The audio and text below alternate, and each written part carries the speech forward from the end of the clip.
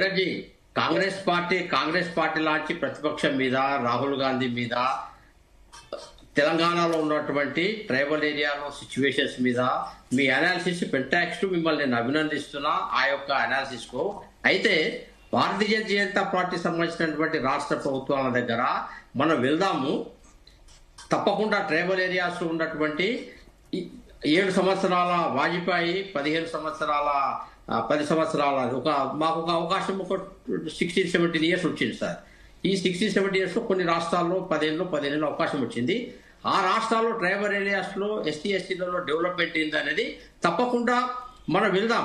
మీరు నిజంగా ఏదైతే లేవదీశారో దీన్ని మీరు మాతో పాటు మా పార్టీలోనే తిరుగుతారు. మనం వెళ్దాం సార్ తప్పకుండా. మీకు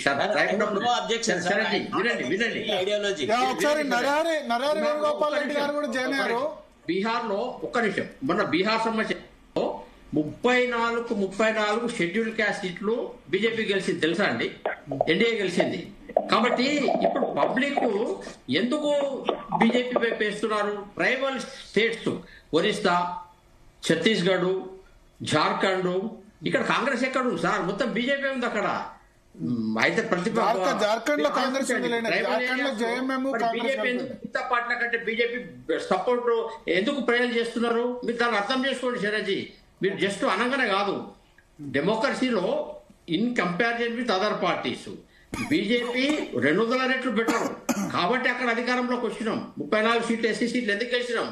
ఎన్డీఏ మేము వాళ్ళకు ఎస్టీ సమాజానికి మేము దగ్గరైనాం కాబట్టి మేము అయినా. ఇది మీరు గుర్తుపెట్టుకోవాలి. మీరు అనేది కరెక్ట్. మీరు అన్న ఆక్రోశం మొత్తం సిపిఐ మీద, సిపిఎం మీద, కాంగ్రెస్ మీద మీ ఆక్రోశం అంతా నాకు అర్థమైంది శరణ్జీ.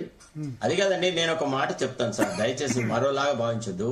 కాంగ్రెస్ వాళ్ళు ఎందుకు గెలవలేకపోతున్నారంటే ఆ చవటలకి గ్రాస్ రూట్ లెవెల్లో సపోర్ట్ అవసరం లేదు. వాళ్ళంతా పార్టీ ఫిరాయింపులను ప్రోత్సహించి ఇతర పార్టీల వాళ్ళని తెచ్చుకొని వాపే బలుపు అనుకొని ట్రీట్ చేస్తా ఉన్నారు.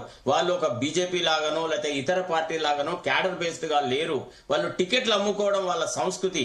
వాళ్ళ దగ్గర ఇప్పుడు అయితే భారతీయ జనతా పార్టీలో నిన్నగాక మొన్న చేరితే వాడికి టికెట్ రావాలంటే చాలా అగమ్య గోచరం. ఇప్పుడు 1 or 2 ఇన్సిడెంట్స్ లో జరుగుతుందేమో గానీ క్యాడర్ అనే వ్యక్తి వాడు తన పార్టీతో పాటు గ్రో అవుతాడు, పార్టీతో డెవలప్ అవుతాడు. ఇక్కడ అట్లా కాదు కదా.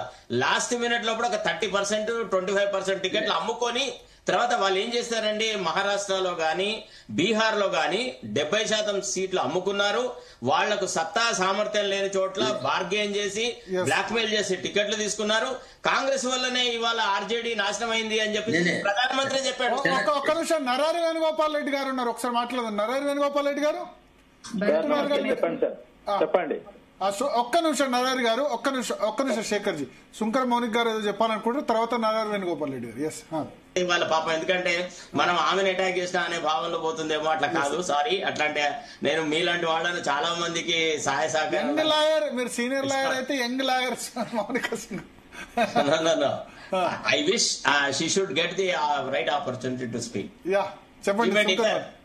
మీరు lawyer, you know that French philosopher ఎక్కడ లా చదివారు మౌనిక్ గారు?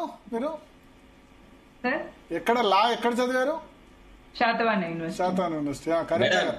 మీరు పక్క జిల్లానే, మీరు ఆదిలాబాద్ అయితే కరీంనగర్ అంతే పక్కనే. మీరు చెన్నూరు శరత్ గారిది పక్క జిల్లా. ఒక విషయం చెప్పాలి మేడం కి. వోల్టేర్ అని ఒక ఫ్రెంచ్ ఫిలాసఫర్ ఒక విషయం చెప్పినాడు తల్లి. ఏమని అంటే, I differ with you tooth and nail on what you said, but I always uphold your right to say what you want అన్నాడు. కాబట్టి మీకు నాకు భేదాభిప్రాయాలంత మాత్రంలో మీ గొంతు నొక్కడమో లేకపోతే మీరు మాట్లాడకుండా చేయడమో, మిమ్మల్ని వ్యక్తిగతంగా దూషించడమో, అటాక్ చేయడం అనేది నేను ఎన్నడూ చేయలేదు, రెండు లేదు. You are like a sister, you will always have my blessings and my support. But at the same time I want that you should be on a proper direction.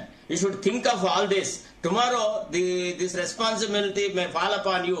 Supposing somebody who is a victim of police harassment, he comes and seeks your protection.